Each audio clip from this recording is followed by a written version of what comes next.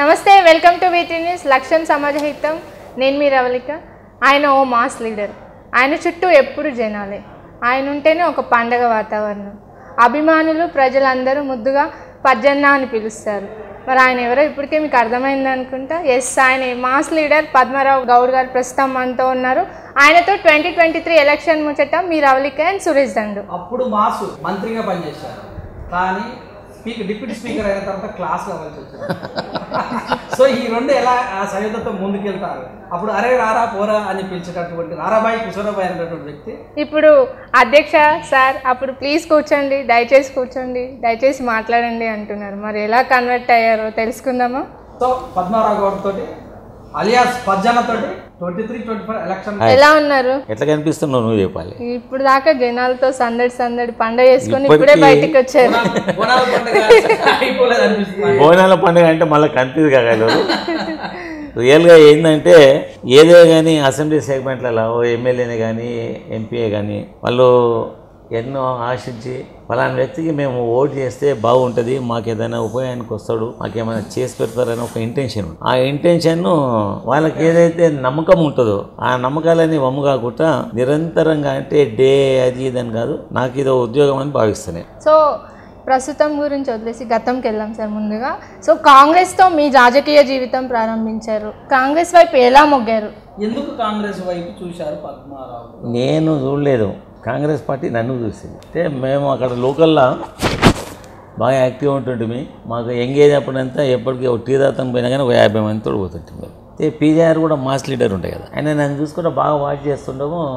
ఇక నాకు కొద్దిగా దగ్గర అయింది బాగా. ఓ రకంగా చూస్తుంటే రాజకీయాలు ఇంట్రొడ్యూస్ చేసింది పీజీఆర్ అని చెప్పాలి, వాస్తవంగా చెప్పాలి కదా. నా యాక్టివిటీస్ చేసి ఏం చేస్తుంటే అప్పట్లో కంటోన్మెంట్లో ఎలక్షన్లు ఉండే. నేను ఇప్పుడు అయ్యప్ప దీక్షల నుండి ఇంటికి వచ్చేసి ఈ కంటోన్మెంట్ 7-8 వార్డులను టోటల్ నువ్వు కాన్సన్ట్రేట్ చేయాలి, నీకు దగ్గరలో ఉంటే నీకు సంబంధాలు బాగున్నాయని చెప్తే సరే అని చెప్పేసి అవి బాగా ఆయన ఎంతైతే పని చెప్పిండో అంతకంటే ఎక్కువనే చేసి వచ్చిన. ఇప్పుడు ఏమైంది, మాకు నేను గౌడ్ను కొద్దిగా ఈ సారాయి దందలు అవి ఇవన్నీ ఉంటాయి మాకు, అవి బంద్ చేయాలంటే ఏమేమి మాకు పుట్ట గడిచేది, నేను బంద్ చేయాలంటున్నాడు అని చెప్పి కొద్దిగా ఇరిటేట్ కూడా అయినా తర్వాత 1986లో మొట్టమొదటిసారి ఇట్లా మూడా డివిజన్ నుంచి కార్పొరేటర్గా నిలబడాలి అది ఇది అని అంటే చెప్పి ఆయన్నే మాకు రిపీట్ చేసిండు. నువ్వు ఆ సారాయి దందలలో ఉంటే నేను అందు గురించే చెప్పలేదు నీకు అప్పుడు, ఇప్పుడు చెప్తున్నా.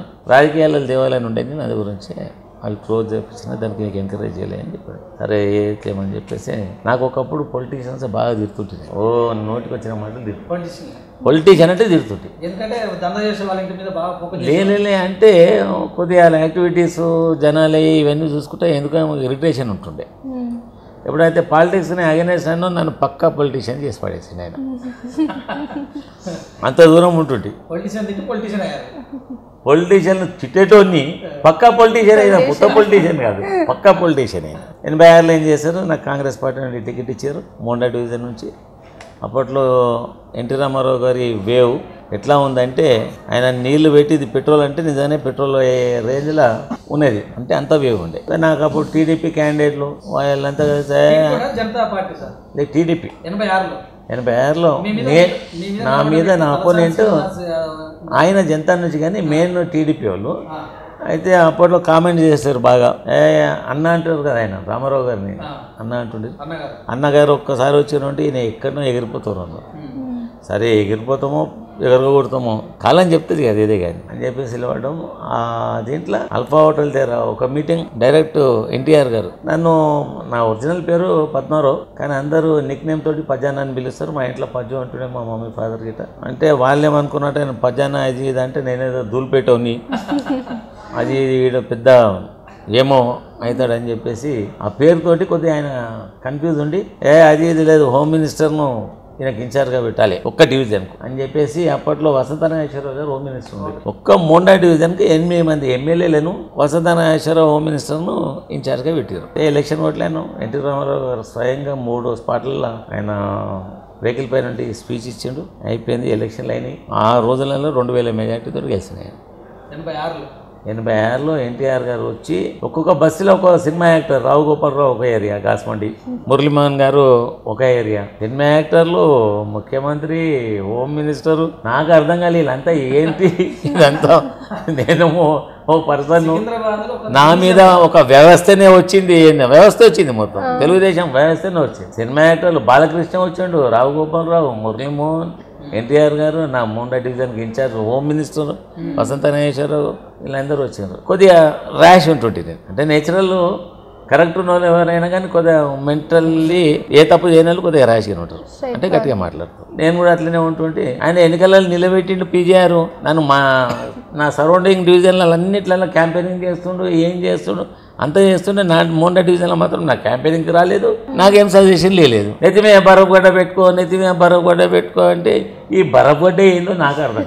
అప్పుడు ఆఫ్టర్ ఎలక్షన్ ఏం చేస్తాం సార్ పైన అసలు ఈ బరఫ్ గడ్డ ఏంది, వీళ్ళందరి దగ్గరికి క్యాంపెయినింగ్కి వచ్చినావు, నేను నీ ఎంబడి ఎక్కువ ఉండేటోని, ఎవరో వీళ్ళంతా కోన్కేస్ క్యాండిడేట్లకు దగ్గర క్యాంపెయినింగ్ చేసాము, నాకు ఖాళీ బరఫ్ గడ్డనే పెట్టాము, ఈ బరఫ్ గడ్డ అని అడిగితే నువ్వు సార్ బాగా మెంటల్ కేస్తామి ఎవడనేమన్నా అంటే ఆయనతో పట్టుకొని 4 గంటలు అని నెత్తి మీద బరఫ్ గడ్డ పెట్టుకొని ఉండు అని చెప్పి నాన్నన్నాడు. మళ్ళీ అదేదో ముందే చెప్తే ఓపిక ఉండుంటే సరిపోతుండే కదా, ఈ ఆయిల్స్ గడ్డ పెట్టుకోవాలంటే నేనేందో అని కన్ఫ్యూజ్ అయిపోయినా అని చెప్పిన.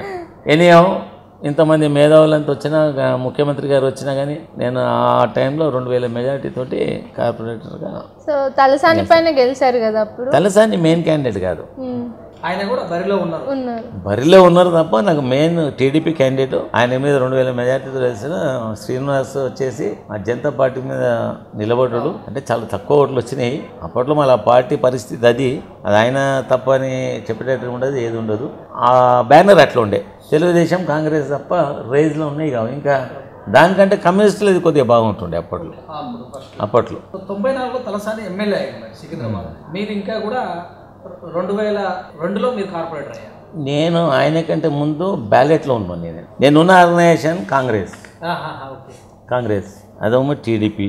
ఇక నాకు ఇగో అంటారు అగో అంటారు. మా ఇంట్లో ముఖ్యమంత్రుల కొడుకుని కాదు, నేను గవర్నర్ కొడుకుని కాను, మాది రాజకీయ కుటుంబమే కాదు. మీతో ఎంకరేజ్ చేసే సిస్టమ్ అనేది నాకు లేకుండా. దేవేంద్ర గౌడ్ కుటుంబంతో సంబంధాలు ఉన్నాయంటారు. నేను ఎవరైనా నేను ఇండివిజువల్గా ఎప్పుడే కానీ వాళ్ళది వీళ్ళదని చెప్పుకోలే. నేను నా కుటుంబము, నా ఫ్యామిలీ, నా ఫ్రెండ్స్, ఇదే నా ప్రపంచం అదే. సరే అని చెప్పిన తర్వాత నాకు ఒక 19 ఇయర్స్ కనుక నాకు కాంగ్రెస్ పార్టీలో ఇస్తున్నామంటారు. ఎన్నికలు రాగానే ఎవరో క్యాండిడేట్ అవుతారు. అన్ని రెడీ చేసాక చెన్నారెడ్డి గారు స్వయంగా పిసిసి అధ్యక్షుడు, ఆయనే కాంటాక్ట్ చేస్తాను. ఈ ఏరియాని మేము బాగా చేసుకున్నాం. ఓ తప్పు చేసాము ఆయన ఒక ఫీలింగ్ వచ్చింది అప్పుడు. అంటే బాగా యాక్టివిటీస్ పెంచి జనాలలో ఆ పార్టీని మేము బాగా ఎత్తినందుకు ఇది బాగుంది, ఇడికని నిలబడతాయని చెన్నారెడ్డి గారు ఉన్నారు అప్పుడు. ఇక ఆయన కాదేనవరంటే ఆయన తర్వాత వాళ్ళ కొడుకుని పెట్టుకున్నాడు. ఇక చూసి బెజారైపోయి ఇక పాలిటిక్స్లో వద్దు నీ అమ్మాయి ఇదంతా ఎందుకు మనకు తలనొప్పి, ఇక విరమించుకుందామని చెప్పేసి సైలెన్స్ కూర్చుందాము. కొద్ది రోజులు కూరుకున్న తర్వాత మా పార్టీ అధ్యక్షుడు మా ముఖ్యమంత్రి చంద్రశేఖరరావు గారు, ఆయనకు చాలామంది చెప్పారు హైదరాబాద్ సిటీలో ఎవ్వరు లేకుంటారు. టీఆర్ఎస్ అంటే ఏందోనో అడిగారు నన్ను. మాది ఉన్న ఏరియాలో కొద్దిగా మార్వాడి బిజినెస్లు అక్కడంతా గోల్డ్ బిజినెస్లు ఉంటాయి, వాళ్ళంతా ఉన్నారు. టీఆర్ఎస్ పార్టీ అంటే సరే ఒక ప్రాంతీయత్వానికి బైఫర్కేషన్ గురించి ఉద్యమాలు చేస్తున్నాడు. ఇన్ని రోజులు కాంగ్రెస్కు సపోర్ట్ చేసాం. స్టేట్ సపరేట్ గురించి ఒక ఆర్గనైజేషన్ పెట్టి దాంట్లో పోరాడుతూ ఉన్నారు కదా, ఆయన ఎంబడి ఉందాము తప్పేముంది అని చెప్పేసి ఏది ఆలోచన చేయకుండా ఆయన రమ్మని చెప్తే అది కూడా 3-4 మంత్స్ బాగా జరా పెండింగ్ పెట్టి ఊరుకుంటే మా ఫ్రెండ్స్ ఉండేది బోయినపల్లి, వాళ్ళంతా కలిసేసి ఆయన గీరదానికి పోయేద్దాం అని అన్నారు. 2 బండ్లు తెచ్చి పెట్టారు, లెక్కించుకున్నారు, దాంట్లో తీసుకుపోయారు. ఏది ఇప్పుడు జలదృశ్యం అలాగే స్టార్టింగ్ అలాగే తీసుకుపోతే ఏంటి నన్ను ఇక్కడికి ఎందుకు తీసుకొచ్చారు, ఇది టీఆర్ఎస్ పార్టీ ఆఫీస్ కదా అంటేనే ఉన్నా. ఆయనతో మా బాస్ దిగుతూనే ఉన్నాడు చిరి. ఇక అంటే ఇక ఆ క్షణంలో అవుతాడు. ఇక అదే క్వశ్చన్ నన్ను వచ్చేటప్పుడు ప్రవళిక గారు అడిగారు. సో ఈయన కాంగ్రెస్ నుంచి వచ్చిండు, కేసీఆర్ నేను జాయిన్ కాలే ఏం కాలే, వీళ్ళు తీసుకెళ్ళారు నన్ను. ఇప్పుడు నువ్వు ప్రవళిక వచ్చింది ఇంటర్వ్యూ చేస్తుంటే సరే రా అమ్మ, అలిగిరి దానికి పోయేద్దాం రా అంటే సరే అని పోయినాను. అది వేరకాలు కేసీఆర్ గారు దిగుతున్నారు, పైన ఆఫీస్ ఉంది. ఆయన కిందికి వస్తున్నాడు. జయశంకర్ సార్ ఉన్నారా? ఆయన ఒక్కడే ఉన్నాడు, ఎవరు లేరు, ఒక్కడే ఉన్నాడు, కిందికి వస్తున్నాడు. వస్తుంటే కొద్దిగా నేను షాక్ అయినా. అంటే ఇన్ని సంవత్సరాలు మనం 20 ఇయర్స్ కాంగ్రెస్ పార్టీలో పనిచేసాం కదా, ఏంది వీళ్ళు ఎందుకు తీసుకొచ్చారు, ఎందుకు వస్తున్నాడు అని చెప్పారు. ఆయనతో వచ్చాడు, నా చేయబట్టుకొని పైకి తీసుకుపోయిండు. మీది పోయారకల్లా 40-50 మంది అంతా ప్రెస్ ఉన్నది ఆడ. ప్రెస్ చూడగానే కొద్దిగా నేను బాగా ఇబ్బంది పడ్డా, అంటే మెంటల్లీ ఇబ్బంది పడ్డా. ఇదేదో అయిపోయింది మన పని. అక్కడ కూర్చుని పెట్టండి డైరెక్ట్గా చెప్పిండు, సిటీలో పీజేఆర్ ఎంబడి బాగా రాజకీయాలలో యాక్టివ్ స్ట్రాంగ్ వ్యక్తి, టీఆర్ఎస్ పార్టీలో జాయిన్ అవుతుండని చెప్పేసి ఏం చేయాలి ఏం చెప్పాలి అర్థం కాలేదు. సరే ఉద్యమం చేస్తూ ఉన్నాడు, ఓ రాష్ట్ర బైఫర్కేషన్ గురించి చేస్తున్నాడు, ఇన్ని సంవత్సరాలు వాళ్ళకి చేసినా ఇప్పుడు ఆయన ఎంబడి ఉందామని చెప్పేసి ఏమీ ఆలోచన చేయకుండా జాయిన్ అయినా. మీరు జాయిన్ అయినప్పుడు తెలుగుదేశం ఉంది కదా, చంద్రబాబు నాయుడు ఏం పని ఒక్క నిమిషం అయితే ఆ జాయిన్ కాగానే నెక్స్ట్ డే నాకు ఫోన్ చేసిండు, 24 hours కూడా కాలేదు. ఫోన్ చేసి 16 మొండా డివిజన్ నుంచి కార్పొరేటర్గా నామినేషన్ చేయమంటాడు. అరే ఇదేంటి, నాకు 24 గంటలు కాలేదు, నా ఎంబడి ఉంటోళ్ళంతా కన్ఫ్యూజ్లు ఉన్నారు. అరే ఏమైనా నేషనల్ పార్టీలో ఉండి ఇంత సీనియర్ నువ్వు అనలేక పోయినావు, ఇదేం పార్టీ అసలు సిటీలో పార్టీ లేదు ఇది. ఆ నిజామాబాద్ ఇంకేదో 3-4 జిల్లా పరిషత్ కొట్టుకొచ్చింది, కరీంనగర్ గిట. సిటీలో టీఆర్ఎస్ అంటే ఏందో ఎవరిని తెలియదు అసలు, నువ్వు హైదరాబాద్ సిటీలో ఉండి మంచి మాస్ ఫాలోయింగ్ ఉంటావు అని అన్నారు.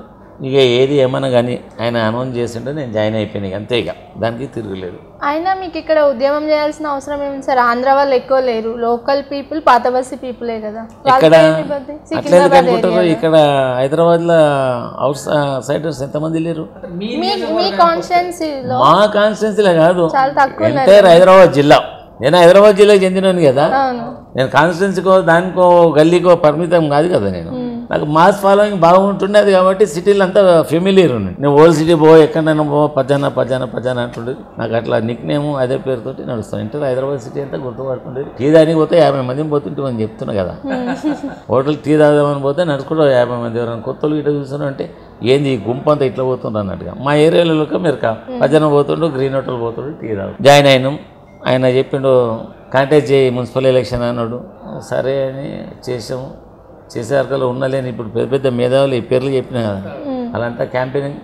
నేను సింగిల్ పర్సన్ ఎనియో ఎలక్షన్లు అవ్వడం అంత వేవ్లో కూడా 2000 మెజారిటీతో కార్పొరేటర్గా ఎలక్ట్ అయినా. ఒకటి అయ్యేటప్పుడు మాత్రం ఒకటి ఆయన చెప్పిన, నేను ఎమ్మెల్యే గురించి 18-19 years నుంచి వెయిటింగ్ చేస్తున్నా, కార్పొరేటర్ నేను చేయ అని చెప్తే లేదు నీకు అసెంబ్లీకి కూడా నీకు టికెట్ ఇస్తాం, చెయ్యి కార్పొరేటర్ చేయి, మళ్ళీ అసెంబ్లీ కూడా కొట్లాడు అని చెప్పినాక సరే అని చెప్పి పిలవడం గెలిచినాం. మన 2004లో ఎలక్షన్లు వచ్చినాయి. నేను సికింద్రాబాద్ నుంచి పోటీ చేస్తా అంటే ఏమని చెప్పిండు, పోటీ చేసాం, గెలిచాం. దాని నుంచి బ్యాలెట్ రాజకీయాలు వచ్చిన 14th February 1986లో ఎలక్షన్లు అయినాయి. 16th February రిజల్ట్ వచ్చింది. ఎంత అయితే రాజకీయ నాయకులను విమర్శిస్తుంటున్నాం, నేను పక్క రాజకీయ నాయకుడు. ఇక ఇప్పుడు స్టిల్ గీ పరిస్థితి. మీరు సికింద్రాబాద్ నుంచి నిలబడ్డారు, అంతమందికి ఉన్నటువంటి వ్యక్తి మినిస్టర్గా చేసి అతన్ని ఢీ కొట్టాలని అనుకున్నారా? ఓన్లీ ఉద్యమంతోటేనా? నాకు పేరు చెప్పాల్సుకోవాలి ఇక్కడ, మీకు అర్థమైంది అవన్నీ వద్దు. నాకు ఎట్లకెరీ ఎమ్మెల్యేగా నిలబడాలి అంతే. నా ఏమంతా ఎమ్మెల్యే. నాకు ఒక కోరిక ఉండే, ఒక్కరోజు కానీ 16 ఎమ్మెల్యే అని అనిపించుకోవాలని ఉండే. ఒక్కటే రోజా? నాకుండే ఒక్కరోజైనా నేను అసెంబ్లీలో అడుగు పెట్టాలి, 16 ఎమ్మెల్యే. దాని వెరీ నెక్స్ట్ డే నుంచి ఆయన ఎక్స్ఎమ్మెల్యే అన్నా పర్లేదు, కానీ అసెంబ్లీలో అడుగు పెట్టాలి, ఎమ్మెల్యే అనిపించుకోవాలి. ఎందుకు అట్లా అనిపించింది? ఎవరన్నా చూసా లేకపోతే ఎమ్మెల్యేకి ఉన్నటువంటి? నేను ఎవరినో చూసి ఇంప్రెస్ కాలేదు, నన్ను చూసి ఇంప్రెస్ అయింది అక్కడ. అంటే ఎమ్మెల్యే అనే పదం పైన అంటే చూస్తూ ఉంటుంటే, నేను చెప్పినా కదా పీజీఆర్ గారు వెంబడి ఉంటుంటే ఇవన్నీ చూస్తుంటే ఎందుకు మనం కావద్దు అని ఉండే. ఇంత మాస్ ఫాలోయింగ్ ఉంటుంది, ప్రత్యక్ష రాజకీయాలలో మనం ఎందుకు రాకూడదు అన్న ఒక ఇంటెన్షన్ ఉంటుండే. ఏదో ఓ రోజు అసెంబ్లీలో అడుగు పెట్టాలి. ఇక ఇప్పుడంతా దాన్ని ఓపెన్ చేస్తే బాగుండదు. మా కమ్యూనిటీ ఏమో ఒక బీసీ వర్గానికి చెందిన అగ్రవర్ణాల వాళ్ళు మేమంతా రెడీ చేసుకుంటే సనత్ నగర్ నుండి అగ్రవర్ణాల క్యాండిడేట్స్ వచ్చారు. ఇక ఎందుకని నాకు పట్టుదల పెరిగింది. ఏదో ఓ రోజు మనం కూడా కావాలి, వదిలే ప్రసక్తే లేదు. ఎక్కడ దానికైతే అక్కడ దానికే కొట్లాడదాం. ఒక్కరోజైనా ఎమ్మెల్యే అయితే పట్టుదల ఏర్పడేది. ఆ తర్వాత మినిస్టర్, తర్వాత స్పీకర్. ఇప్పుడు దాదాపు 20 సంవత్సరాలు అవుతుంది. 2004 to ఇప్పుడు 23. ఈసారి మళ్ళీ నన్ను అనౌన్స్ చేస్తారు పార్టీ, మళ్ళీ నాకు అవకాశం. దాని గురించి చర్చిద్దాం. 2004లో ఎమ్మెల్యే అయ్యారు, కానీ 2008లో ఉప ఎన్నికలు వచ్చినాయి. ఎందుకు పద్మారావు వెనుకబడ్డాడు 2008లో? నేనేం వెనుకబడలేదు. అప్పుడు ఒక ట్రిప్ కేసీఆర్ గారు అందరితో రాజీనామాలు చేయించినప్పుడు ఏం చేసాడు, మా గురించి ముఖ్యమంత్రి గారు మా పార్టీ అధ్యక్షుడు ఏం చెప్పలే, డైరెక్ట్ రాజీనామా అని అన్నారు. నేనేదో అయ్యప్ప టెంపుల్ పోతున్నా, ట్రైన్లో ఉన్నా. ఆ ట్రైన్లో జర్నీ చేస్తా ఉన్నా, మా గ్రూప్ అంతా ఉన్నది. పద్మ ఎట్లా అంటే నేను ఏడో యాక్సిడెంట్ చేస్తా, రిజైన్ చేసేస్తా అన్న. ఎందుకు రిజైన్ చేసాము ఏం సంగతి అని మా బాస్ క్లియర్గా చెప్పలేము మా ట్రిప్లో. అప్పుడు జనాలలో కూడా ఒక ఒపీనియన్, అరే ఇలా 5 సంవత్సరాలు ఎమ్మెల్యే కూడా అంటే ఇక అంటే తెలంగాణ లాంగ్వేజ్లో చెప్తున్నా, సార్ ఇవి చూపించినా వచ్చే ఇబ్బంది ఏం లేదు, మీరు మేమంతా రొటీన్గా మాట్లాడతాము, మీడియా పరంగా చెప్తే ఇబ్బంది అని నేనైతే అనుకోవడం లేదు. ఒకవేళ ఎవరైనా మనం అనుకున్న పర్లే ఇలా బలిసి రాజీనామా చేశారా అని అన్నారు. 5 సంవత్సరాలు ఉండవలసిన బలిసి రాజీనామా చేశారు ఐళ్ళు అని చెప్పారు. చేసేసి ఓ మాదిరి వ్యతిరేకత క్రియేట్ అయినప్పుడు మళ్ళా ఎలక్షన్లో నేను ఓడిపోవడం జరిగింది. ఏం సెంటిమెంట్ హైదరాబాద్లో, ఏం సెంటిమెంట్ హైదరాబాద్లో సెంటిమెంటే లేదు. గెలిచిందే నేను ఒక్కనే హైదరాబాద్ జిల్లాలో. కార్పొరేటర్ నేను ఆ మాణికేశ్వరరావు ఒక యాదే ఆయన ఉండే, ఆయన గెలిచేసి మళ్ళీ ఏదో బీజేపీ సార్లు వెళ్ళిపోయాడు. ఇక నేను ఒక్కనే కొద్దిగా మాస్ లీడర్, మళ్ళీ 4లో నేను ఒక్కనే ఎమ్మెల్యే, హైదరాబాద్ సిటీలో జిల్లా మొత్తానికి నేను ఒక్కనే ఎమ్మెల్యే. అప్పుడు నేను నాయన నరసింహారెడ్డి గారు ఇద్దరం గెలిచినాం కాంగ్రెస్తో కలిసి. ఆయన ముషిరాబాద్లో. సో ఓడిపోయిన తర్వాత మళ్ళీ 2009లో మీరు మహాకూటమితో ముందుకెళ్ళారు. మహాకూటమి అంటే ఎట్లా ఉంటే అది ఏం మహాకూటమి మాకు అర్థం కాలేదు. మహాకూటమి అలయన్స్లో నాకు ఇచ్చారు, అదే అలయన్స్లో మళ్ళీ టీడీపీ క్యాండిడేట్ పెట్టారు. నా నియోజకవర్గం సికింద్రాబాద్ అయితే నన్ను సనత్నం. నేను మా బాస్కు చెప్పిన వద్దానా ఇదంతా డిక్లేర్ చేశారు. చేశాక ఏమైంది, ఒక టర్మ్ గమ్ముకోకుండా నాకేం ఇబ్బంది అంటే నువ్వు లేనిది ఏమి ఎలక్షన్ అది ఇది అని చెప్పి 9 days టైం ఉండే నన్ను సనత్నాలు పోమన్నా. 9 daysలో నేనేమి చేయాలేదా? సరే ఓటమి అప్పుడే నేను ఓడిపోయినా. దాని నుంచి మళ్ళీ నేను బ్యాక్ సికింద్రాబాద్కి వచ్చిన, గెలుస్తూ వస్తా పోయాను. మొట్టమొదటిసారి 3067 ఓట్లతో గెలిచిన 2014 లేదు 4లో. అలా దాని తర్వాత ఎన్నికలలో డైరెక్ట్ 26,000 తోటి గెలిచిన. దాని తర్వాత లాస్ట్ ఎలక్షన్లో 50,000 గెలిచిన. ఇప్పుడు ఇంకొక 5-10 వేలు పెంచుకోవాలి, ఒక 55-60,000 లేకుంటే 60,000 పైచలకు మెజార్టీతో గెలవాలి. గెలుస్తున్నామా అది నో డౌట్. గెలుపు అనేది పక్కకు పెట్టేయాలి. ఎందుకంటే ఈ ప్రాంత ప్రజలతోటి నేను బాగా సన్నిహితంగా ఉంటా, వాళ్ళకి అవసరానికి వాళ్ళ టైంకి వచ్చినప్పుడు అందుబాటులో ఉంటా. నాకు వేరే ఎలిగేషన్స్ ఉండయి. మా కష్టార్జితం మేము ఏం చేసుకుంటాం అదే మా ఇంట్లో తిండి పెడతాం. నాకు 4 కొడుకులు ఉన్నారు. 4 కూడా ఈ కాన్స్టిట్యూన్సీని కొద్దిగా బాగానే వాచ్ చేస్తూ ఉంటారు.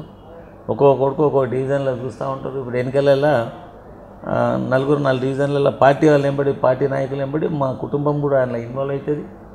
వచ్చి మా నాయకులు వెంబడి, మా కార్యకర్తలు వెంబడి మా కొడుకులు కూడా అందులో పార్టిసిపేట్ చేస్తారు. ఈ సిస్టమ్ నడుచుకుంటూ వస్తుంది. ఈసారి కూడా 100% గెలుస్తున్నాము అంతే. ఇక గెలుపు అనేది పక్కకు పెట్టేయాలి. మెజారిటీ ఎంత అని నా తాపత్రయం అంతా దాని తరఫున ఉన్నది. 2014లో మీరు ఎమ్మెల్యే గెలిచారు. గెలిచినట్టు కేసీఆర్ మిమ్మల్ని మినిస్టర్ ఎక్సైజ్ శాఖ, యువజన విద్యార్థులకు, క్రీడలకు కూడా చేశారు కదా. ఎలా అనిపించింది? ఎమ్మెల్యే ఒక్కరోజు ఎమ్మెల్యే కావాలనుకున్న వాళ్ళు మినిస్టర్ అయ్యేది. ప్రతి మనిషి జీవితంలో కొన్ని అకేజన్స్, కొన్ని సమయాలు, కొన్ని సందర్భాలలో కొన్ని అంటే జీవితాంతం మర్చిపోలేని ఘట్టాలు ఉంటాయి. నన్ను పిలిచేసి ఇంటికి పిలిచిండు, తొందర రా అన్నాడు. అప్పుడు ప్రెసిడెంట్లో మాది బహిరంగ సభ ఉండే, నేను ఆ ఏర్పాట్లలో ఉన్నా. తొందర అంటే ఏందో అని చెప్పి ఇంటికి వెళ్ళిన పోయేవరకల్లా నేను క్యాబినెట్లో తీసుకుంటా అంటే వాస్తవంగా చెప్పాలంటే నాకు భయం వేసింది. అసలు నేనేంది మంత్రి, నేను ఆ శైలజానికి ఎదిగింది అనిపించింది. కానీ మా పార్టీకి మాత్రం నా సర్వీసెస్ అంతకంటే ఎక్కువగా అనిపిస్తుంది. తీసుకున్నారు. నాకు పెద్ద పెద్ద హౌసింగు, మళ్ళీ కమర్షియల్ ట్యాక్స్, ఇంకో 3-4 పోర్ట్ఫోలియోలు చెప్పిండు. నాకు ఏది కావాలో చెప్పు అన్నాడు.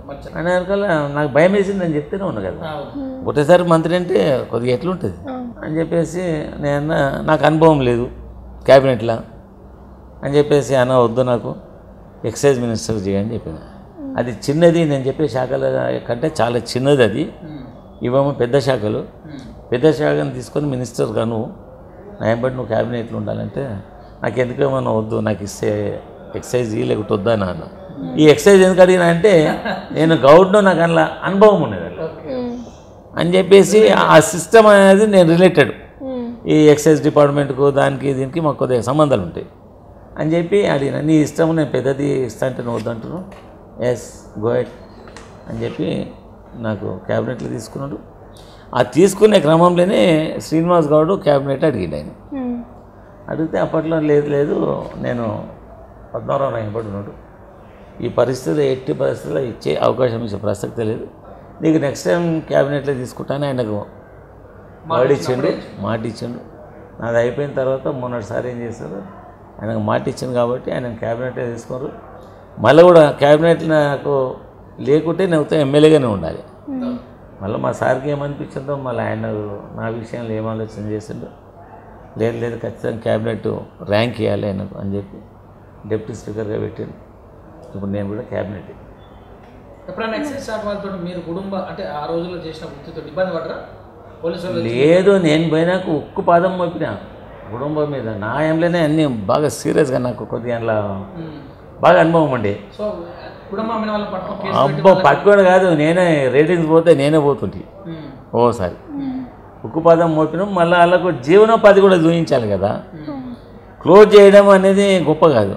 మళ్ళీ వాళ్ళను వాళ్ళ జీవితాలు గడిచే విధంగా వాళ్ళకు రీఇన్స్టాల్ కూడా చేయాలి కదా అని చెప్పేసి అప్పుడు కొన్ని స్కీమ్లు తీసాం. అప్పుడు తీసేసి వాళ్ళకి లైవ్లీహుడ్ క్రియేట్ చేయాలని చెప్పేసి వాళ్ళకి జీవనోపాధి కూడా చూపించడం జరిగింది. దూల్పేట లాంటి ప్రాంతంలో కూడా చాలా ఉత్పాదం అవుతున్నట్టు నేను అంటే ఇక నేను చెప్తే బాగుండదేమో, అప్పటి నుంచి ఇప్పటిదానిక అడ్రస్ గల్లంతు ఈ నాటు సారా బాగా చేసిన. కొన్ని సందర్భంలో జిల్లాలలో పోయి నాకు ఇన్ఫర్మేషన్ వచ్చిందంటే నేను పోతాను. ఏటూరు నగరం అటువంటి ఏరియాలలో కూడా పోయి అవి మళ్ళీ లిక్కర్ ఐఎంఎఫ్ఎల్లో కూడా నాన్ డ్యూటీ పెయిడ్ లిక్కర్ వస్తుండే. అప్పుడు నాన్ డ్యూటీ పెయిడ్ లిక్కర్ వస్తే బార్డర్ దగ్గర కూడా పోయినాను. బార్డర్లో పోయి అవతల సైడ్ బార్డర్లో నిలబడి ఎక్సైజ్ డిపార్ట్మెంట్ చెప్పక కూడా పోయిన సందర్భాలు, కొన్ని సందర్భాలలో అలా లోటు కూడా పట్టుకున్నాను. మీరేమో ఇట్లా అంటున్నారు, మీరున్నప్పుడే వైన్ షాపులు మద్యం షాపులు ఎక్కువ ఓపెన్ అయినాయని ఆరోపణలు కూడా వచ్చినాయి కదా. నువ్వు ఒక మీడియాలో రిపోర్టర్గా పనిచేస్తున్నాము, ఇంత అంత ఈయన కూడా ఉన్నాడు, చేసినరా లేదా అయినాయా కాలేదా అని మీకు కూడా ఈ సమాజంలోనే ఉన్నారు కదా. మీరు ఆకాశం మీద లేరు కదా. మళ్ళీ అప్పుడు పెరిగినాయా ఎప్పుడు పెరిగినాయా కొద్దిగా మీకు తెలవాలి. నేను చెప్తే బాగుంటుంది కదా అది లిక్కర్ అనేది. రెండోది నా వ్యక్తిగతంగా నా పర్సనల్ ఒపీనియన్, ఎవరెవరు ఇంట్రెస్ట్ ఉన్నారు వాళ్ళు తాగుతున్నారు కాబట్టి గవర్నమెంట్ ఒక జీవో తీయలే కదా, నువ్వు కంపల్సరీ తాగాలి అని చెప్పేది ఎవరికైతే చెప్పరు కదా. నీ ఇంట్రెస్ట్ ఇప్పుడు మాకు నేను గౌడ్ను, మాది తాగే కులం కాదు, ఆడు 10 కోట్లు ఇచ్చినా తన్నీలు కొడతా కానీ నేను తాగా. మన అభిప్రాయం మనకు ఉండాలి కదా, మన ఇంటెన్షన్ మనకు ఉండాలి. ఇది వాళ్ళ ఇంట్రెస్ట్. నోటట్టు పాపులేషన్ పెరిగింది, ఇన్కమ్ సోర్సెస్ పెరిగినాయి. ఎప్పుడైతే పాపులేషన్ పెరిగి ఇన్కమ్ సోర్సెస్ పెరుగుతాయో ప్రతి ఒక్కరికి కొన్ని షోకులు కూడా పెరుగుతాయి. ఒకడు పెళ్ళానికి ఒక 10 తులాలుగా ఆర్నమెంట్ చేపిస్తాడు, వాడు మంచి బట్టలు తీసుకుంటాడు, 2 వీలర్ కొంటాడు, వాడు 4 వీలర్ కొంటాడు, వాడు ఇంకేమైనా ఇన్వెస్ట్మెంట్ చేస్తారు. అట్లే దీంట్లో కూడా ఇన్కమ్ సోర్స్ డెవలప్ అయిపోయాక అది కొద్దిగా మందు కొడదాము అది ఇదని ఉంటారు, ఫ్రెండ్ సర్కిల్ ఉంటారు, తాగుదామన్న ఒపీనియన్ ఆటోమేటిక్ క్రియేట్ అవుతుంది. అట్లా పెరిగింది తప్ప మేము గవర్నమెంట్ ఏమి వాళ్ళకి బంధుకు పెట్టిందా తాగుతావా లేదా నువ్వు అని మేము పెట్టినామా? అట్లా ఉండేది కదా. అది వాళ్ళ పర్సనల్ ఇంట్రెస్ట్ అది. సో ఒకసారి కేటీఆర్ తోటి సభ పెట్టి మా గౌండ్లోకి ఏం చేయలేకపోయాను అంటాడు, వాపోయారు. చేయలేకపోయినా అని ఎప్పుడు చెప్పలేదు నేను. మీరు అది కఠిన లేదు మీరు మళ్ళీసారి చూడండి. అది గౌడ్ జీవితం అనేది ఎట్లుంటుందని కూలంకుషంగా బాగా డైరెక్ట్గా చెప్పిన. ఈ చెప్పేదానికి ప్రతిదానికి దమ్ము ధైర్యం కూడా ఉండాలి. మా హైకమాండ్ పక్కకుండా పెట్టుకొని మా గౌడ్ గురించి నేను అంత రేంజ్లో చెప్పాలంటే ఏమి ఊరికే అలాంటి పనా? నేను చెప్పిన గౌడ్ జీవితం ఒక గీత కార్మికుడు లైఫ్ ఎట్లుంటుంది, వాడు పొద్దున ఇంట్లోకి పోయేటప్పుడు మళ్ళీ ఇంటికి వస్తాడా రాడా, వాడు భార్య పుస్తే ఉంటుందా తెగుతుందా, ఆ చెట్టు మీకు ఎక్కిందంటే క్షేమంగా దిగుతాడా, ఇంటికి వస్తాడా, భార్య పిల్లల దగ్గర ఆయనకి కింద పడి చచ్చిపోతాడా, ఇదేం సంగతి అని నేను కాబట్టి నాకు బాగా ప్రత్యక్ష అనుభవాలు ఉన్నాయి. కాబట్టి దాని గురించి సీరియస్గా చెప్పిన. దాంట్లో తప్పేముంది? మా లైఫ్, మా కమ్యూనిటీ లైఫ్, మా గీత కార్మికుల లైఫ్ ఎట్లుంటుందో దాని గురించి ఏది ఏమనుకున్నా పర్లేదు, లాభపడ్డా పర్లేదు, నష్టం వచ్చినా పర్లేదు, తెగేసి చెప్పినప్పుడు చాలామంది ఉన్నది ఉన్నట్టుగా కూలంకుషంగా చెప్పిండు అని కొద్దిమంది మెజార్టీ పీపుల్స్ అట్లా అనుకున్నారు. ఇక రాజకీయాలలో కొనుక్కొని అరే ఏమో పద్మనాభ ఏంది ఇట్లా చెప్పిండు, గవర్నమెంట్లో వండుకుంటా ఇదని అట్లా కూడా ఇబ్బంది పడుతున్నారు. నా వ్యక్తిగత అభిప్రాయం డెమోక్రసీ కంట్రీలో నాకు మాట్లాడే హక్కు ఉంది, చెప్పుకునే హక్కు ఉంది, చెప్పిన. సో ఎందుకు పద్మారావు గౌడ్ గౌడ కమ్యూనిటీ పెట్టినటువంటి సభలకు లేకపోతే వాళ్ళు పెట్టిన మీటింగ్లకి తక్కువ అటెండ్ అవుతున్నారు? తక్కువ కాదు, 90% పోను, 10% పోను. అందుకే తక్కువ 90% పోను. ఎందుకు? వాళ్ళకు వ్యక్తిగతంగా ప్రభుత్వ పరంగా ఇప్పుడు కొన్ని బెనిఫిట్స్ మా గవర్నమెంట్ కమిటీకి చేసినాం. మాకు రెంటల్ అనేది ఉంటుండే. సీఎం గారితో మాట్లాడినా. ఒకసారి నేను గజ్వేల్ ఎలక్షన్ క్యాంపెయినింగ్లు ఉన్నా. ఎందుకో ముఖ్యమంత్రి దగ్గర పోవాలని అనిపించింది నాకు. పోయినా 22 కోట్ల రెవెన్యూ ఉండే అప్పట్లో హైదరాబాద్. పోయి డైరెక్ట్ ఇదే అడిగినా, మన ఇంత పెద్ద బడ్జెట్లో 22 కోట్లు అవసరమా మనకు? ఏం పని నువ్వు క్యాంపెయినింగ్లు నువ్వు అడిగారు వచ్చినావు, నువ్వు ఏం చెప్పదలుచుకున్నావు, ఏం అడుగుతున్నావు నాకు అర్థమైతే లేదు. అంటే ఎక్సైజ్ ఈ తాడీ షాపుల మీద 22 కోట్ల రెంటల్ వస్తుంది అన్న మనకు. ఇంత పెద్ద బడ్జెట్లో అది మనకు తక్కువ ఉంటుందా? నువ్వు ఏం చెప్పదలుచుకున్నావు చెప్పు నాకు డైరెక్ట్గా. ఈ రెంటల్ గిట్ అన్నీ తీసేయాలని అనుకుంటున్నానా? నేను మంచిగా అనిపిస్తుంది. ఎంత వస్తున్నదో 22 కోట్లు వస్తుంది. నీకు అట్లున్నప్పుడు తీసేపోవాలి చెప్పిండు. ప్రెస్ కాన్ఫరెన్స్ పెట్టినా, అనౌన్స్ చేసి మళ్ళీ గజ్వేల్కి వెళ్ళిపోయాను. ఇప్పుడు ఏ రెంటల్ లేదు. గౌడ్ అనే వ్యక్తికి, కుల సోదరునికి కళ్ళు గీసుకోవాలి, తెచ్చుకోవాలి, అమ్ముకోవాలి తప్ప ప్రభుత్వ రుసుములు అనేవి ఏమీ లేవు. గౌడ్ చనిపోతేనే డబ్బులు ఇస్తున్నారని ఒక వాక్య. సో ముందుగా ఆదుకోవచ్చు కదా, మిషనరీస్ కూడా తేవచ్చు. ఇంత టెక్నాలజీ పెరుగుతున్నా కూడా గౌడ్ అదే. నేను అప్పుడు మినిస్టర్ ఉన్నప్పుడు ఈ మోకులు కాకుండా మిషనరీ అంటే ప్రత్యక్షంగా తెప్పించి నేనే వనాలకు పోయినా. తీసుకొని పోతే గీత కార్మికుడు 3 చెట్లు ఎక్కేంత లోపల ఈ మిషన్ మీద ఒక చెట్టు ఎక్కుతుంది. అది ఫిట్ చేయాలి, మళ్ళీ చేయాలి. వాళ్ళు ఇష్టపడలే, గీత కార్మికులు ఇష్టపడలేదు దానికి. ఇష్టపడక ఎందుకు అంత ఊరిస్తున్నారు? ఒకటే కేపు ఏదైతే ఇప్పుడు ట్యాంక్ బండ్ మీద మాత్రం ఓపెన్ జరిగింది, అంతటా అంటున్నారు కానీ ఆ స్థాయిలో తీసుకెళ్తలేదు. అంటే దాని ఉత్పత్తి అంత ఉండదు కదా. నీరు అనేది 365 రోజులు రాదు, అన్ని చెట్లకు రాదు. ఈ తాడి కూడా 365 రోజులు రాదు. అందరూ ఏమనుకుంటున్నారో నాకు తెలియదు కానీ నేను గౌడ్ కమ్యూనిటీలో పుట్టిన ఈ తాటికల్లు ఈతకల్లు అని ఒక సీజన్ ఉంటుంది.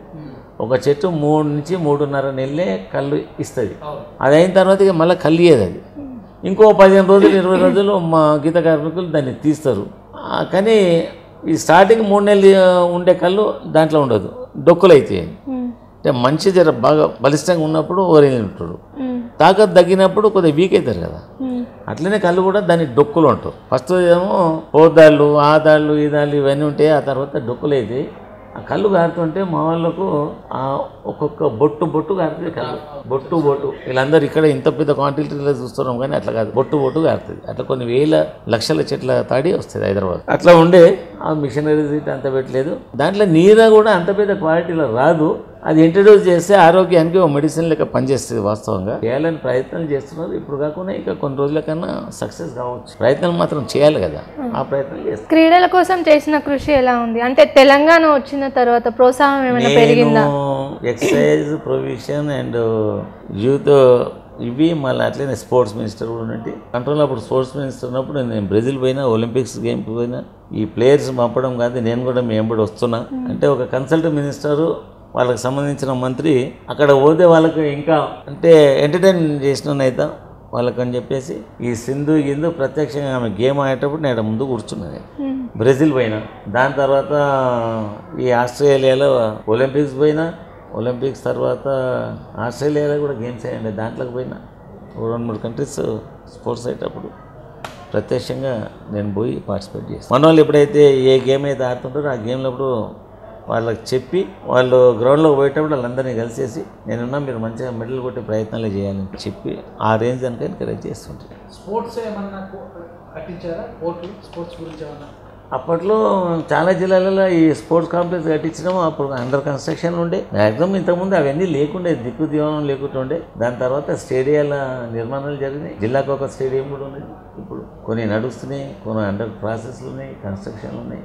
ఏదో ముందటి కంటే ఇప్పుడు మాత్రం 100% బెటరే. 2014లో మినిస్టర్ అయిన తర్వాత సికింద్రాబాద్కు ఒక 3 హాస్పిటల్స్ అని, డిగ్రీ కాలేజ్ అని, జూనియర్ కాలేజ్ హామీ ఇవ్వకపోయినా కావాల్సినటువంటి అవసరం ఉంది. నేను ఎన్నికలలో వచ్చేటప్పుడు ఇక్కడ సికింద్రాబాద్లో చాలామంది పొలిటీషియన్స్, డిఫరెంట్ పొలిటికల్ ఆర్గనైజేషన్స్ వాళ్ళంతా మేము కాలేజ్ తీసుకొస్తాం అని చెప్పారు. హాస్పిటల్ అయితే ఎవరు చెప్పలేదు, కాలేజ్ చేస్తామని. అది కూడా ఇంటర్మీడియట్ అని చెప్పారు. నేను ఎన్నికలలో వచ్చినప్పుడు మాత్రం నేను ఇక్కడ నుంచి పార్టిసిపేట్ చేస్తాడు. నేను ఏ వాగ్దానాలు చేయలేదు, నేను ఇప్పుడు కూడా చేయ విద్యుత్ ధర్మంలో సొసైటీలో మా ఏరియాలో ఉన్న సిటిజన్స్కు ఏది అవసరం ఉన్నాయని చెప్పి నేను కొద్దిగా గ్రహించాలి. నాకు ఆ పార్టీ అవేర్నెస్ ఉండాలి. జనానికి ఏమున్నాయి, ఇంకా ఏం అవసరం, ఏం చేస్తాం, ఇంకా ఏం చేయాలి, అది గుర్తుంటే సరిపోతే. దాని తర్వాత హై స్కూల్ దానికుండే, ప్రైమరీ నుంచి హై స్కూల్ దానికుండే. ముఖ్యమంత్రి గారికి నాకున్న చొరవతోటి ఫస్ట్ తెలంగాణ స్టేట్లో గవర్నమెంట్ జూనియర్ డిగ్రీ కాలేజ్ వచ్చింది మా సికింద్రాబాద్కే. స్టేట్లో ఫస్ట్ కాలేజీ తీసుకొచ్చడం అవి ఉండే. ఇప్పుడు అది కూడా అకామిడేషన్ లేదని చెప్పి అనిపించింది. డిస్మెంటల్ చేసిన దానికి ప్రజెంట్ 30 కోట్లు ఇచ్చిన. హాస్పిటల్స్ కూడా కట్టాలని చెప్పిన. ఇక్కడ కుట్టివేలడం దానికో 12 కోట్లు ఇచ్చిన. అడ్డగుట్టల హాస్పిటల్కు 13.5 కోట్లు ఇచ్చిన. లాలపేట హాస్పిటల్ 13.5 కోట్లు ఇచ్చిన. ఇప్పుడు ఎడ్యుకేషన్, హెల్త్ ఈ రెండింటి మీద కాన్సన్ట్రేషన్ చేయాలని కొద్దిగా అనిపిస్తుంది. అదేవిధంగా వాటిపైనే పడ్డా. గతంలో 5 మహిళా కార్పొరేటర్లకు అవకాశం ఇచ్చి గెలిపించుకున్నారు. మరి ఈసారి 4కి టికెట్లు ఎందుకు మార్చారు? ఒక్క సీతాఫల్ మండి తప్ప. సీతాఫల్ మండి కూడా మార్చేటట్లనే ఉండే. మా హైకమాండ్ మొత్తం మందిని తీసేందుకు ఒక్కరికైనా పెట్టు అని అన్నారు. జనరల్గా మొట్టమొదటిది ఏంటంటే అందరికీ అవకాశాలు రావాలి. ఇంత పెద్ద సిస్టంలో ఒక 5 పరిమితం కాదు కదా. అవకాశాలు రావాలని చెప్పి మార్చే ప్రయత్నం చేసినా, మార్చిన తర్వాత వాళ్ళని కూడా గెలిపించుకున్నాం. ఒక సికింద్రాబాద్ ఏరియాలని ఎంటైర్ గ్రేటర్ హైదరాబాద్ మున్సిపల్ కార్పొరేషన్లో 5 డివిజన్లు ఉంటే 5 డివిజన్లు 2 సార్లు వాళ్ళకి అవకాశాలు ఇచ్చిన, 2 సార్లు గెలిపి. ధోబీఘాట్లో డబల్ బెడ్రూమ్ల పరిస్థితి ఎంతవరకు వచ్చింది? ఇవన్నీ కలెక్టరేట్కు పంపించడం. కొద్దిగా చట్టపరంగా కొన్ని చేయాల్సి ఉంటాయి కదా. కొన్ని కలెక్టర్లు, గవర్నమెంట్ ఇవన్నీ ఉంటాయి కదా. కలెక్టర్కి అయితే లిస్ట్ పంపించేసాం. అతి తొందరలోనే వచ్చే అవకాశం ఉంది. మొట్టమొదట 2 BHK ఇచ్చి గృహలక్ష్మి ఇవ్వగానే అంత లోపల అవి కూడా చేయించుకొని అది క్లోజ్ చేసే ప్రయత్నం చేస్తాం. దళిత బంధు కేవలం పార్టీ వాళ్ళకి ఇచ్చిన ప్రతిపక్షాలు అంటున్నారు కదా, మీ నియోజకవర్గంలో ఇస్తే ఇచ్చిండొచ్చు, ఖచ్చితంగా ఇస్తా. దాంట్లో ఒకరిని అడిగి చేయాలన్నా అదేం పద్ధతి? నా ఆర్గనైజేషన్లో నా ఎంబడి ఉండేవాళ్ళు ఉంటారు, డే నైట్ నా ఎంబడి దిగేటోళ్ళు ఉంటారు. కొద్దిమందికి మా వాళ్ళకి నా ఎంబడి ఉంటే పార్టీలకు ఇస్తే తప్పేముంది? ఇచ్చినాం, ఫ్యూచర్లో కూడా ఇంకా ఇస్తాం కూడా. ఎవరికి భయం పడేది లేదల్లా. మా పార్టీ మా జెండా మోస్తాడు ఉంటాడు. ఏదైనా బెనిఫిట్ ఆడు చేసుకున్న పాపం మా జెండా మోయడమా? మా జెండా మోసినందుకు ఆయనకి ఇవ్వద్దా? వాడికి వాడో సిటిజనే కదా, వాడొక లబ్ధిదారుడే కదా. ఖచ్చితంగా ఇస్తాం, ఇచ్చినాం, ఇంకా ఫ్యూచర్లో ఇస్తాం. బీసీ బంధు పరిస్థితి, బీసీ బంధు కూడా పెడుతున్నాం కదా ఇప్పుడు. అవి కూడా ఇస్తున్నాం. ఇప్పుడు మీకు అందులో చూసారో లేదు, ఒక 300 మందికి ఇప్పుడు మీ సమక్షంలో నేను అక్కడ ఇచ్చేసి వచ్చిన. నా స్పీచ్లో బహుశా మీరు ఇన్ని ఉంటారు. అవకాశాలు వస్తాయి, నిరుత్సాహపడద్దు. మీకు నేనున్నా, అవసరం పడితే నా సొంత నిధులు కూడా మీకు ఏదైనా సాయం. మిమ్మల్ని చూసి చెప్పలేదు, ఏదో నువ్వు ఫోటో వేసుకొని వచ్చినా నేను చూసి చెప్పలేదు. నా రొటీన్ అది. చెప్పిన అవసరం పడితే నా ఇంట్లోకి డబ్బు తీసుకొస్తా. 1 కోటి 2 కోట్లైనా మీకు ఇక్కడ ఇవ్వలేని పరిస్థితి ఉంటే నా సొంత డబ్బుతో మీకు ఆర్థికంగా పజ్జాన ఉన్నాడు, మీకు అండగా ఉన్నాడు. ఎవరు భయం పడాల్సిన అవసరం లేదు. మీరు ఇన్ని వచ్చి సో మరి పద్మారావు ఆ రకంగా సంపాదించారా మరి? ఇందులో పాలిటిక్స్లో వచ్చేసి పద్మారావు ఇక్కడ పద్మారావు పర్సనల్ ఆయన్నే అడగొద్దు. మీరు 90 అయిపోయినాక అట్లా పోవాలి, 10 బస్తీలు పోవాలి. ఎవరు ఖచ్చితంగా ఒప్పుకుంటారు. మాకు సమాజ సేవ చేయాలని ఉన్నది. ఎప్పుడైతే ఫాదర్కి అది ఉంటుందో న్యాచురల్, మా భార్యకు, మా కోడలకు అదే ఉంటుంది. ఎందుకు ఉండదు? 10 మందికి సహాయం చేస్తే ఎవరైనా వద్దనుకుంటారా? ఎవరు వద్దనుకోరు. సరే, కొన్ని సమయాలను ఇప్పుడు కరోనా వచ్చినప్పుడు నా దగ్గర డబ్బులు లేకుండే, ఎక్కడిదక్కడ చేస్తా ఉన్నారు, నాకు కంట్రోల్ కాలేదు. ఆ టైంలో నా దగ్గర పర్సనల్ డబ్బు లేకుండే. మా కోడలు, మా భార్య దగ్గర పోయినా మీ సొమ్ములని తీసి చేయాలని చెప్పిన. తీసిరా అడబెట్టినాం. ఎందుకని మా భార్య గిరివి పెట్టేస్తున్నా, మా వాళ్ళకి ఏదైనా చేయాలని అన్నా. అవి మాడి చేసి పెట్టేసి 1,60,00,000 తీసుకొచ్చిన. మా 4 కోడళ్ళే, మా మిస్సెస్, మా కూతురి తీసుకొచ్చి పెట్టిన. 1,60,00,000 తెచ్చిన. ఒక 15,000 కుటుంబాలకు ఈ ఆర్టికల్స్ అన్ని సప్లై చేశాను. స్లమ్లు ఉన్న వాళ్ళకు ప్రభుత్వం చేసింది నేను చేయలేదు. హై క్లాస్ వాళ్ళకి మా అవసరం అక్కర్లేదు, వాళ్ళకి చేయలేదు. మిడిల్ క్లాస్ అనేది నా కొడుకు తీసుండేమో. ఈ వాడు మిడిల్ క్లాస్ అనేది పాపం వాళ్ళకి ఎంత మొహమాట పడుతుంటారు. ఈ రోడ్డు మీద ఏమైనా అవుతుందంటే డోర్ దగ్గర నిలబడతారు, ఇక వడరు, వచ్చి అడగరు. పాపం ఆడ తలుపుల దగ్గర నిలబడి చూస్తుంటారు. అటువంటి వాళ్ళని ఎంచుకొని ఒక 15,000 కుటుంబాలకు ఈ గ్రాసరీస్ ఇచ్చేసిన. ఏసీ ఇదే అట్లాంటి సాయం చేసిన. నాకు ఓట్లు వేసి నన్ను ఎమ్మెల్యేగా ఎన్నుకుంటా ఉన్నారు. నా విద్యుక్త ధర్మంలో భాగం అనుకున్నా. నాకు చేయాలని ఉంటే చేసాను. ఎమ్మెల్యేల ఆస్తులన్నీ డబుల్ అవుతున్నాయి. పద్మారావు ఏమో ఉన్నాయి, గిరివేది కాదు, ఉన్నాయి, అమ్ముకున్నాయి. నాకు చిన్నమనే ఒక 4 ప్రాపర్టీలు ఉండే. ఈ ప్రత్యక్ష రాజకీయాలు వచ్చినాక అమ్మేసుకున్నాను. దానికి ఏం బాధపడలేదు. నాకు ఇది ఒకటి సర్వీస్ చేయాలని ఒక మోటో.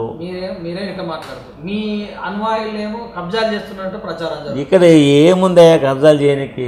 మీద గతంలో ఇప్పుడు ఆ మీడియాలో చెప్పాలి, ఉచ్చకుండి కడదామంటే జాగాలు ఉండేవి. ఇక్కడ ఒక యూరినల్ కన్స్ట్రక్షన్ చేద్దామంటే ఆ యూరినల్ కట్టడానికి బాగా డెన్స్ ఏరియా ఇట్లుంటాయి. ఇక్కడ ఏళ్ళు ఎట్లా కలిసి ఉన్నాయి, గోడ గోడ గోడ గోడ, ఇంటికి ఇల్లు నలిగి ఉంటాయి. ఈడ ఒక యూరినల్స్ కట్టాలంటేనే కాదు, మాతో కట్టలేని పరిస్థితి. ఇంకా కబ్జాలు ఎక్కడ చేస్తాము? ఏదో ఉన్నాయి చూపి మళ్ళీ మా వాళ్ళకి చెప్తా. లేదు, ఇక్కడ ప్లేసెస్ లేవు. ఇంట్లో అసలు ఒక పార్కులు లేవు మా దగ్గర, మా పంచాయతీ ఒక ప్లే గ్రౌండ్లు లేవు, ఓ ఓపెన్ ప్లేసులు లేవు. మా దురదృష్టం ఏంటంటే అన్ని కాన్స్టిట్యున్సీలలో ఉంటాయి. అమ్మాయి కనీసం 2 BHK కడదామంటే ఏదైనా ఆట స్థలాలు, గ్రౌండ్స్, ప్లే గ్రౌండ్స్కి ఇట్లా ఉంటే తీసుకొని కట్టొచ్చు. ఈడ అవి కూడా లేవు, ఏవీ లేవు. అంటే డెన్స్ ఏరియా అంటే బాగా గోడకు తల్లి ఉంటుంది. అంతా మధ్యతరగతి కుటుంబాలు, ఇక ప్లేసే ఉండదు. సో వారాసిగూడ లాంటి ప్రాంతంలో వెళ్తే డ్రైనేజ్ వ్యవస్థ గతంలో చాలా ఇబ్బంది ఉంటుండే. ఇప్పుడు చేసాం, మేము లైన్లన్నీ పెంచినాము. రాజుగూడ మంచిగా తీస్తారు. బౌద్ధనగర్ అని మా ఏరియా ఉంది కదా, బౌద్ధనగర్లో ఎట్లా ఉంటుందంటే ఇంట్లో ఎవరైనా చేస్తే ఇంటి ముంగట ఆ పాడగట్టడానికి స్థలాలు ఉండేవి. 4 ఫీట్లు 5 ఫీట్ల గల్లీలు లేని. అదేం చేస్తాం, ఆ నాల ఒకటి, మా ఎంటైర్ కాన్స్టిట్యున్సీ పెద్ద నాల ఉంటుంది, బహుశా మీకు ఎరుకుంటున్నాం, పెద్ద నాల. ఆ నాల దగ్గర ఇంత ఓపెన్ ప్లేస్ ఉంటే ఆడ పాడగట్టేసి ఈ ఇంట్లోకి చనిపోయిన వాళ్ళ శవాలు తీసుకుపోయి ఆడలో పెట్టి ఆడికైతే స్టార్ట్ అవుతుంది. అంటే ఇక అర్థం చేసుకోవాలి, చావుకు ఇంటి ముంగట పండబెట్టేసి పాడగట్టేంత ప్లేస్ కూడా ఉండదు. అటువంటి అంటే బాగా పేదరికంలో ఉన్నోళ్ళు, మధ్యతరగతి కుటుంబాలు ఉన్నోళ్ళు తెలంగాణ 10 జిల్లాల నుండి వచ్చి ఇక్కడ పుట్టగూటి కోసం వచ్చేసి ఇక్కడనే సెటిల్ అయిపోయారు. వాళ్ళకి బతుకుదేరుకు వచ్చి ఇక్కడికి వెళ్ళిపోలేరు. ఆ బ్రతుకుదేరులో భాగంగానే ఏం చేశారంటే ఇక్కడనే సెటిల్ అయిపోయారు. మీరు కూడా మిడిల్ క్లాస్ నుంచి వచ్చారు, సారాయి అమ్మారు, ఈరోజు ఈ స్థాయి దాకా ఎదిగారు. సో మీకు సక్సెస్ సీక్రెట్ మాకు చెప్తారా? మేము కూడా ఫాలో అవుతాం. నేనా? మళ్ళీ నువ్వు ముందే చెప్తే ఇంటర్వ్యూ నీ ఎమ్మడి కూర్చోకపోతుంది. ముందు గిట్ట నీకు పాలిటిక్స్ ఇంట్రెస్ట్ ఏంటి? ఇంటర్వ్యూలో కూర్చోకూడదు. ఏదే కానీ మొట్టమొదట 2 విషయాలు జ్ఞాపకం పెట్టుకోవాలి. నా ప్రత్యక్ష అనుభవం చెప్తున్నా. మొట్టమొదటిది పట్టుదల అనేది ఉండాలి. పట్టుదల ఉంటే చివరి దానికి పోవాలని ఎప్పుడైతే ఉంటుందో ఇంటెన్షన్, గట్టి ప్రయత్నాలు, పట్టుదల ఏమిటి ప్రయత్నాలు ఉండకుండా ప్రయత్నాలు కూడా చేయాలి. ఈ 2 ఎప్పుడైతే అయినాక మన అదృష్టం కూడా ఉండాలి. ఇప్పుడు నేను సీఎం కావాలంటే అయితేనా, మా బాసే సీఎం కావాలి, నేను ఎమ్మెల్యే కావాలి, మంత్రిని కావాలని అక్కడ కనుక కోరొచ్చు. నేను మళ్ళీ మా బాస్ సీఎం కావాలి, బాస్ తర్వాత బాస్ కుటుంబం వాళ్ళు కావాలి, ఇట్లానే ఉంటుంది తప్ప కోరికలు కూడా అది ఉండాలి కదా. ఎవరు? చైనాలో ఎందుకు పోటీ చేస్తాను? లేదు, చైనాలో పోటీ చేస్తాను ఏమని లేదు. ఒకప్పుడు నాకు ఎమ్మెల్యే టికెట్ గురించి బాగా బేజారైపోయిన రోజులు ఉండే కాంగ్రెస్ ఉన్నప్పుడు. నేను గోవాకు పోయినట్టు, ఎక్కడ పోయినా అక్కడ పాలిటిక్స్ ఏంది అవి అని అడుగుతుంటే, గోవాలో అప్పుడు ఏంది 5,000, 6,000, 8,000, 10,000 ఎమ్మెల్యే ఓటర్స్. 10,000 ఉంటే పెద్ద నియోజకవర్గం ఎమ్మెల్యేకు. నేను అప్పట్లో అంటుంటే నీ అమ్మ గోవాకి వెళ్ళిపోయి ఆడ ఎమ్మెల్యే వస్తాను అంటే 10,000 అంటే అలా పోలింగ్ అయ్యేది 70% అయినా కానీ 7,000. ఈ 7,000లో 4,000 తీసుకున్నాం అంటే హైయెస్ట్ ఓట్ షేర్ చేసినట్టు కదా అని అప్పట్లో మా ఫ్రెండ్స్ తోటి అంటే నమ్మ నా దమ్మకు ఖరాబ్ అవుతుందిరా, నేను గోవాలో పోయి ఎమ్మెల్యే వస్తాను. చైనాలో ఎట్లయితా, మన కంట్రీ కాదు, అక్కడ సిస్టమ్ వేరే ఉంది, కమ్యూనిస్ట్ భావాలు గల చైనా, భారతదేశం డెమోక్రసీ కంట్రీ, నేను ఎట్లా ఎమ్మెల్యే అవుతా ఆడ కాలేదు కదా. కేటీఆర్ అని ఆయన ఎప్పుడూ పిలవలేను. నాకు అది ఆమో లేకుంటే ఏందో మీరు చెప్పే పదం కానీ నాకు తెలియదు. సీఎం అయినా కూడా అలానే పిలుస్తాం. రామ్ అని పిలుస్తాం. రామ్, కేటీఆర్ అని కాదు, రామ్ అని పిలిచడంలో కేవలం ఒక 5-6 ఒక ముఖ్యమంత్రి గారు పిలుస్తారు, కవిత పిలుస్తుంది, హరీష్ రావు పిలుస్తాడు. నాకు కూడా వాళ్ళ ఇంట్లో ఎక్కువ బాగా ఉంటుంది కాబట్టి రామ్కి ఇది ఏందో చూడు, రామ్కి ఇది ఏందో అని ఇట్లనే అన్న. కానీ కేటీఆర్ గారు అది గారు ఇది గారు అని నాకు అలవాటు లేదు. సీఎం అయినా కానీ రామంటే తప్పేముందే. ఇప్పుడు ఏజ్లో చిన్నోడు, నేను ఆ కుటుంబంలో ఒక ఫ్యామిలీ మెంబర్ లెక్క ఉంటుండి, నన్ను కూడా ఆయన చిచ్చా అంటాడు, కాకా అంటాడు. అవును, చాలాసార్లు నన్ను కూడా అన్నాడు. రేపు ఆయన సీఎం అయినాక ఏం రాంటాడు నన్ను తోలు తీస్తాము ఎవరైతే ఏముంది, నా వ్యక్తిగతం నాకు ఉంటుంది కదా. ఆయన రేపు ముఖ్యమంత్రి అయినా కానీ నన్ను చిచ్చానే అంటాడు, చిచ్చా అంటే కాకా. నేను కూడా రామని పిలుస్తా. మా అన్న కొడుకు సీఎం గారి నేను అన్న అంట, అన్న కొడుకు నాకు కొడుకు అవుతాడు కదా. అట్లనే ఆయన గతంలో ప్రగతి భవన్కు పద్మారావుకు దూరం ఉందనే టాక్ వచ్చింది. లేదు లేదు, నేను కొద్దిమంది ఉంటారు పొద్దున్న లేస్తే ప్రగతి భవన్ పోవాలి అది చేయాలని అంటారు. నాకు ప్రగతి భవన్ ఆ భవన్ ఈ భవన్ అన్నీ సికింద్రాబాద్ భవనమే. ఇక్కడ బాగా క్షేత్రంలో గట్టిగా ఉంటేనే కదా మనం ఎక్కడైనా పోయేది. క్షేత్రంలో మాత్రం నన్ను ఢీకొనాలంటే అంత అలాంటప్ప క్యాండిడేట్ కానీ నేనేదో సింపుల్గా కామ్ గోయింగ్ పోతుంటా కానీ నేను బయట పొలిటికల్ పార్టీలకంతా ఒక పెద్ద క్యాండిడేట్ని కదా. ఇప్పుడు చెప్తున్నా ఎన్నికలు కాలేదు, ఇంకా ఎక్కువ మెజార్టీతో గెలుస్తాను చెప్తున్నా అంటే అంత ఊరికనే చెప్తున్నా. లేకుంటే ఏదో తమాషాగా చెప్పి నాతో చేత కాకుండా కానీ గొప్పలు చెప్పుకోవాలని చెప్తున్నా, గ్యారంటీగా చెప్తున్నా. రేపు మళ్ళీ ఇంటర్వ్యూకి రాని చెప్తున్నాక మీ అసలు ఏంటి ఇది అట్లెట్లా చెప్పారు మీరు, ఇంతకుముందు ఎవరికంటే ఎక్కువ మెజార్టీతో గెలుస్తున్నా అని చెప్పారు అని చెప్పి మళ్ళీ నన్ను అడుగు రా, ఇప్పటికంటే ఎక్కువ మెజార్టీతో గెలుస్తాను గ్యారంటీగా చెప్తున్నా. ఎందుకు అది కూడా ఇంత గ్యారంటీగా చెప్తున్నా అంటే ప్రజలు నాకు ఆశీర్వదిస్తారు, దగ్గర తీసుకుంటారు, వాళ్ళు కుటుంబ సభ్యులుగా భావిస్తారు, పద్యాన్న అంటారు. నేను ఎవరికి ఇబ్బంది పెట్టలేదు ఈ కాన్స్టిట్యూన్సీలో వచ్చినప్పటి ఎవరి పని వాళ్ళని చేసుకోవాలి. ఇల్లు కట్టుకోవాలి వాళ్ళు కట్టుకోవాలి కదా, ఒక ఫ్యాక్టరీలు తీసేసి బిల్డింగ్ కట్టుకోవాలి కదా, డెవలప్ కావాలి కదా. ఎన్ని రోజులు మా మిడిల్ క్లాస్ కుటుంబాలు ఇట్లా ఉంటాయని ఆశాపరుణ్ణి. అట్లా అయితే ఇంత ఎంకరేజ్ చేస్తా కానీ వాళ్ళను ఏమాత్రం అంటే 1% కూడా డిస్టర్బ్ చేయనప్పుడు వాళ్ళు కూడా నన్ను ఆప్తంగా భావిస్తారు, గెలిపిస్తానికి తయారున్నారనే అనుకుంటున్నాను. నాకు ఫ్యామిలీ మెంబర్స్ లెక్క వాళ్ళు నాకు కుటుంబ సభ్యులు గెలిపిస్తానికి రెడీ ఉన్నారు, ఖచ్చితంగా గెలిపించుకుంటారు. రాష్ట్రంలో కేటీఆర్ ఫ్యామిలీ, మేడ్చల్లో మల్లారెడ్డి ఫ్యామిలీ, ఇక్కడికి వస్తే మీ ఫ్యామిలీ. ఏది ఫ్యామిలీ అంటే ఏంది అర్థం కాదు. ఫ్యామిలీ అంటే ఏలటం ఏం వెళ్తున్నాం రాజకీయంగా నీ కొంపలే మనం ఒకటి మీరే అన్నారు కదా డివిజన్కు మా కొడుకు ఒకరు. అదే కాన్సన్ట్రేషన్ ఇంత పెద్ద సిస్టంలా మన ఎంబడి ఉన్న వాళ్ళకు మనకు మ్యాన్ పవర్ ఉన్న వాళ్ళు ఇంత అందుబాటులో ఉంటే తప్పేముంది.